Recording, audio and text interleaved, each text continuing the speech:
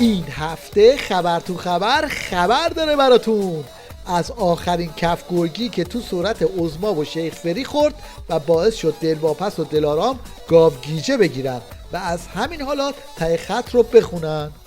امریکایی‌ها یک هدف اولشون کاهش قدرت بازدارندگی ایران و هدف دومشون مهار ایران و هدف سومشون توقف تمام موقعیت ایران و بعد رژیم چنج. اگر کسی غیر از این فکر کنه به نظر من ساده لوحانه فکر کرده، اشتباه محض.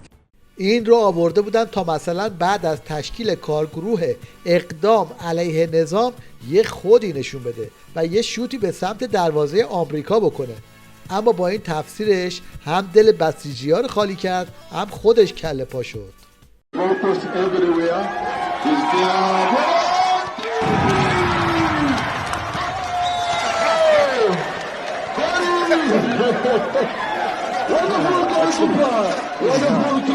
از اون طرف جواد ظریف هم آب پاکی رو ریخت روی دست همه و گفت آقا ما اصلا غلط کردیم وارد برجام شدیم.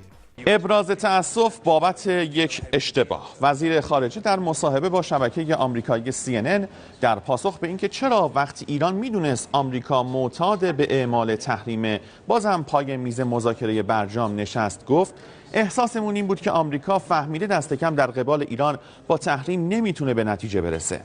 ظریف گفت تصورم این بود که آمریکایی‌ها این درس رو آموخته باشند ولی متاسفانه اشتباه میکردن. یعنی منظورش اینه که این همه مذاکره و جنجال کشک بود، یه چیزی تو این مایه ها بود.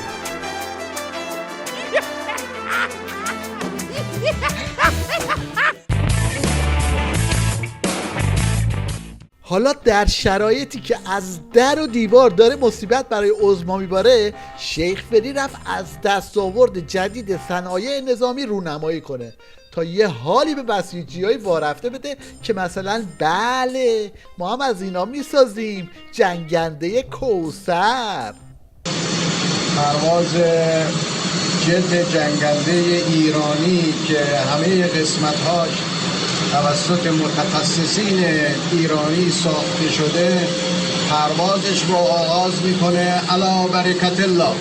البته چیزی نگذشت که این نمایش قمپز درکنی شیخ فری توی فضای مجازی به مضحکه عام و خاص تبدیل شد، چون چیزی که تحت عنوان جنگنده کوثر با قطعات تولید داخلی رونمایی شد همون جنگنده F5 آمریکایی بود که 50 سال پیش توسط آمریکا ساخته شده و در نیروی هوایی خیلی از کشورها داره استفاده میشه. این آبروریزی شیخ فری حتی توی توییتر عربی وزارت خارجه آمریکا هم به طنز گرفته شد.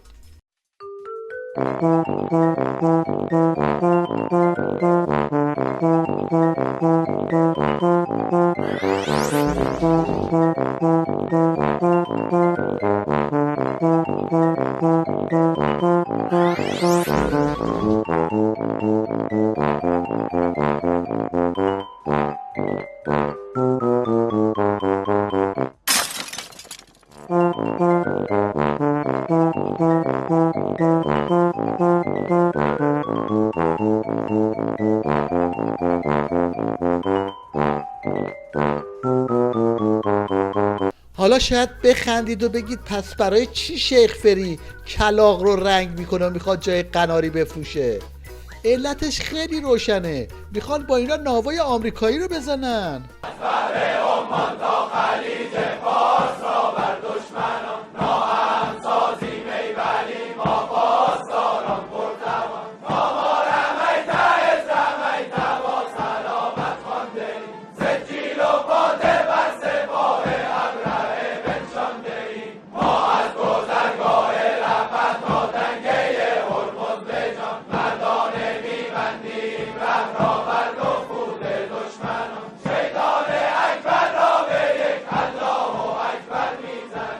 این هم تصویر دیگه ای از حرکت جنگنده های نظام و تهاجمش به پایگاه های دشمنان نظام.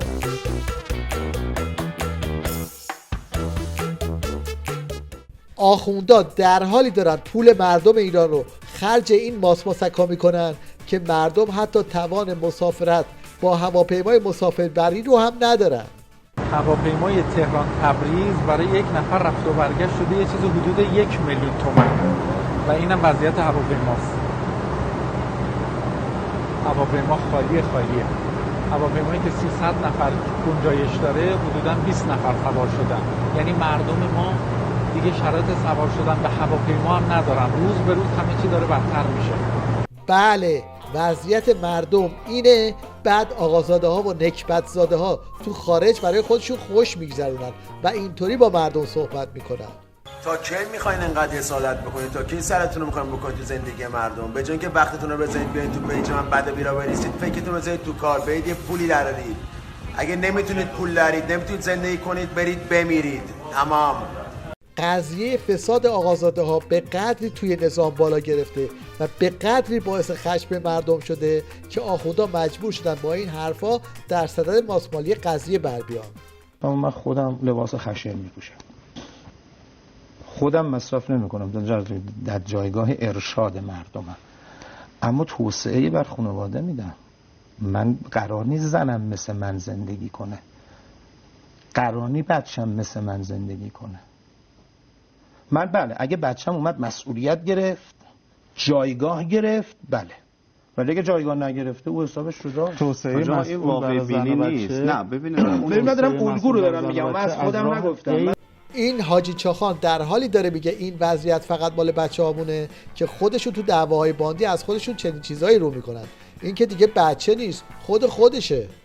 در تحقیقاتی که ما انجام دادیم، یکی از مسئولین بسیار مهم مملکتی تابعیت اسکاتلند، در واقع میشه همون انگلستان، به اسم تحصیل سالها و تابعیت اون کشور رو به دست آوردن و من عرض کردم واقعا تأسف میخورم که با این پست و مقام به این بالایی و در حد تراز بسیار مهم مملکتی امروز در مزان اتهام تابعیتی اسکاتلند دارن.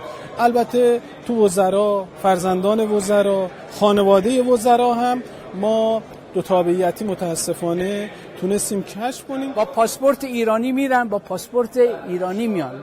مثلا با پاسپورت ایرانی میرن دبی، با پاسپورت ایرانی از دبی برمیگردن، ولی از دبی با پاسپورت امریکایی انگلیسی میرن امریکا، میرن انگلیس، میرن اون کشور. اون رو سیستم های ما اینجا مطلع نمیشن. این یکی هم که کلا زیراب دولت رو میزنه و میگه اصلا حکومت دست اشرافه. اریکه قدرت به دست کسانی افتاد که روحیه اشرافیگری و روحیه زیاده خواهی و روحیه انباشت ثروت در کنار داشتن قدرت براشون موضوعیت داشت و برای ما امکانی رو فراهم کرد که ما به ازای این امکان جامعه باید در سختی بسوزد و از تبعیض و فساد رنج ببرد. خلاصه این که وقتی کار سخت میشه باندای مختلف نظام میپیچن تو دست و پای هم و کل نظام رو به فنا میدن.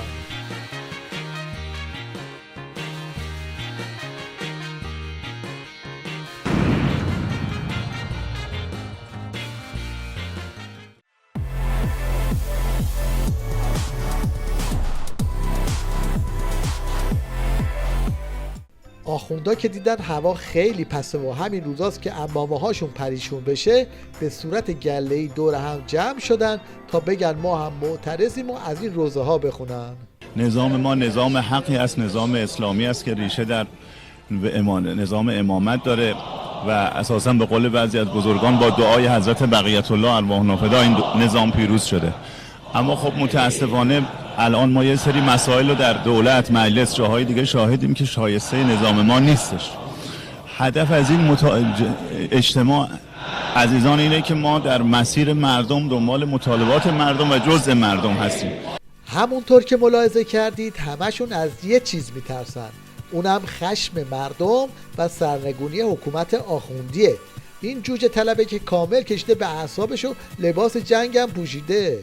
چرا من طلبه باید الان لباس رزم بپوشم؟ من نباید برم تو حجره درس بخونم؟ نباید صاحب فتوا بشم؟ بابا این عمامه که گذاشتیم بالا سرمون کفن ماست، باید با همین ما رو بپیچونن تو قبر بذارن.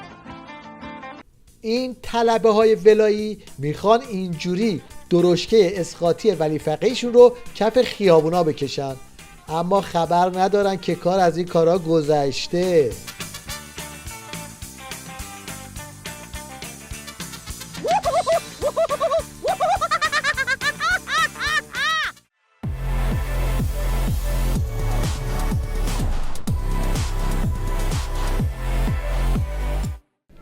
بز قندی هم برای که از قافله عقب نمونه همه کاسه کوزه ها رو سر حوزه شکست تا هم برای آخوندهای مخالف عظما تو حوزه خط و نشون بکشه و هم ژست منتقد بگیره. یک علت این که بگن جمهوری اسلامی ناکار آمده یا نمیدونم سیستمش درست نیست فلان نیست یکیش این بیسوادی هست. سوادایی به درد نخور. بیسوادی حوزه که این مسئله اصلا 100 تا مسئله من الان برای شما مطرح میکنم تو یک درس خارج فقه ما به اینا نمیپردازن، در حالی که این 100 تا 80 تاش مسائل اصلی جامعه ماست. علتش که اکثر اینا اصلا جواب ندارن. اما از این بازی‌ها و نمایش‌ها که بگذریم، میرسیم به حرف اصلی آخوندا با مردم که به صورت این سوتیا بیرون میزنه. ملاحظه کنید. اینی که مردم هی بیان بگن که آقا چرا اینجوری شد چرا اونجوری شد، همینه که هست. هر کسی دوست نداره بره جای دیگه. همینه. ما سازمان بودجه داریم، سازمان برنامه داریم، اونجا می‌نویسن میاد مجلس تصویب میشه، ولی خب مردم ما توقعشون رفته بالا. توی این وضعیت بازار اعترافات تو مجلس نظام هم داغه و کار به جایی رسیده که خودشون زیرا به کل نظامشون رو میزنن. پرسن برخی از مسئولین کشور که هر روز شعار مرگ بر آمریکا و انگلیس میدن چرا فرزندانشان در این کشورهای آمریکا و انگلیس زندگی میکنن؟ اگر به گفته‌های خودشان ایمان دارند چرا عزیزان خود را از این کشورهای آمریکا و انگلیس و اروپا بر نمیگردانند؟ چرا آمریکا فرزندان و بستگانشان را اجازه اقامت میدهد؟ چرا آنها را اخراج و مانند مرگ گروگان نمیگیرند؟ نرسد. ای مردم، با این دولت و مجالسی که ساخته اید هرگز توسعه و پیشرفت را نخواهید دید. یکی هم نیست بهشون بگه که با این بپرا قبل از همه خودتون رو به باد دیدید.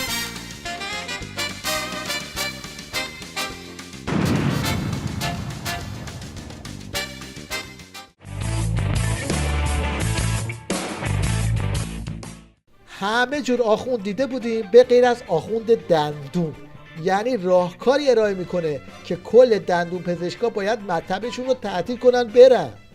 بله، راجع به دندان خراب شایدم قبلا عرض کردم، این همون روغن هندوانه ابوجهل. اگر کسی میتونه این روغن را تهیه کنه، روغن هندوانه ابوجهل، اگر دندان سراخ داره و خورده شده، این روغن را بریزند و یه پارچه‌ای هم آغشته کنن به روغن و بذارن در اون سراخ یا محل خوردگی. 3 روز 4 روزی کار را تکرار کنن به احتمال زیاد این دندان پر بشه. این آیت الله دیوید کاپرفیلد هم وسط این همه بدبختی و مشکلی که توی نظام هست اومده راجع به مبحث مهم جن صحبت کنه. جن دو دسته میشن، جن مؤمن و جن کافر. جن مؤمن هیچ علاقه به این که بخواد با انسان ارتباط داشته باشه نداره، پرهیز میکنن از ارتباط با انسان و هرگز هم دخالتی در زندگی انسان ندارند و عرض کنم که با کسی بر نخواهند رفت، اذیت نمیکنه. اما اون جن کافر چرا؟ شیاطین جن اونها سر به سر انسان ها میذارن و که میگیم فلانی مجنون شد، معناش همینه که جن او رو اذیت کرد و دچار اون بیماری شد. توی این وضعیت دیگه روزه هم جنس عوض کردن. حالا سوژه روزه ها از این حرف هاست.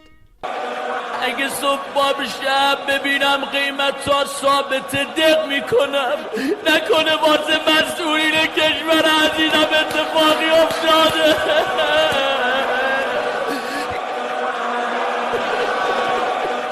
شما هر جای دنیا برید بگید ماهیانه $5 از دولت کشورم یارانه میگیرم، علاوه بر این که پناهندگی میگیرید میدن مجسمتون رو به عنوان نماد و صبر و استقامت تو مهمترین میدون شهر بسازن. در عوض با روزه ها و نوعهایی که ماده های نظام میخونن همه از این کارا میکنن.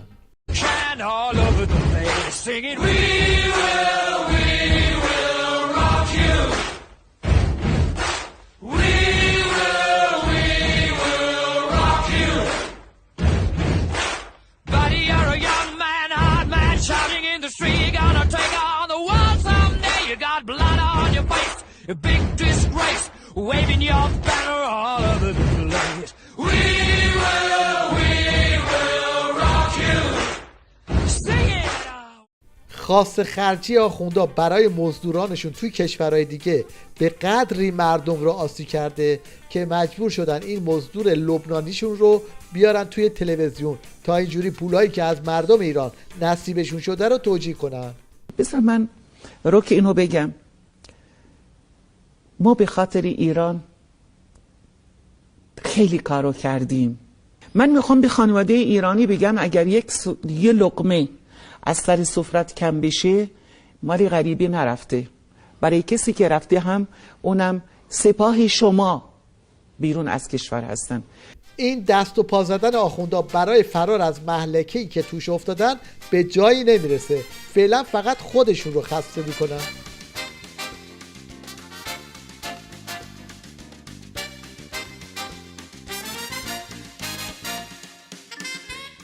داستان تحریم خودروی ایرانی تا دیلی شو هم رفته.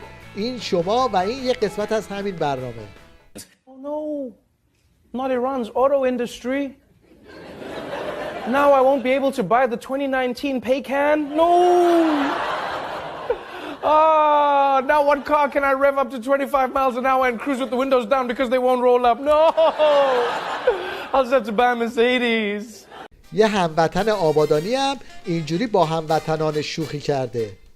خب میریم یه سری بزنیم به خارجی ها ببینیم چه کار میکنه، چطور کولراشون رو برمی دارن بالا. خارجی ها لامصب همه چیشون اوکیه.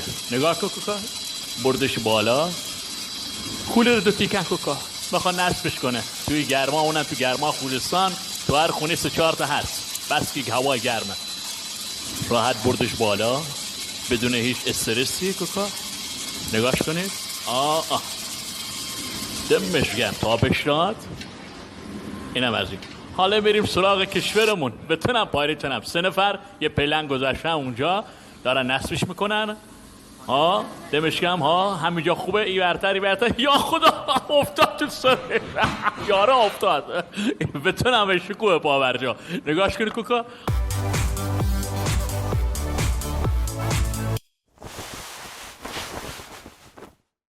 در پایان توجه شما رو به هنرنمایی این ورزشکار کوچولو جلب می‌کنیم که وقتی توی این سن اینقدر به بروسلی شبیه، شما حساب کنید بزرگ بشه چی میشه.